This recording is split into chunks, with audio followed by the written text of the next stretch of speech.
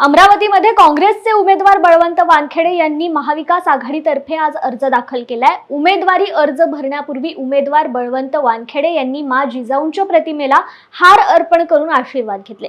यावेळी काँग्रेसचे आमदार यशोमती ठाकूर, सुनील देशमुख, शिवसेनेचे माजी खासदार अनंत गुढे यांच्यासोबत राष्ट्रवादी शरद पवार गटाचे नेते तसेच महाविकास आघाडीतील घटक पक्षांचे पदाधिकारी आणि कार्यकर्ते मोठ्या संख्येने उपस्थित होते। यावेळी महाविकास आघाडी आणि उमेदवारांच्या समर्थनार्थ घोषणाबाजीही करण्यात आली। तुम्ही उमेदवारी अर्ज महाविकास आघाडीतर्फे दाखल केलेला आहे, सभा होणार आहे, काय सांगाल? महाविकास आघाडीच्या सर्व नेत्यांसह नुकताच मी उमेदवारी अर्ज दाखल केलेला आहे आणि याच्यानंतर उमेदवारी अर्ज दाखल केल्यानंतर त्यापूर्वी आम्ही सर्व महामानवांच्या पुतळ्यांचे दर्शन घेतले आणि आता उमेदवारी अर्ज दाखल केला। उमेदवारी अर्ज दाखल केल्यानंतर महाविकास आघाडीची प्रचंड अशी जाहीर सभा होईल।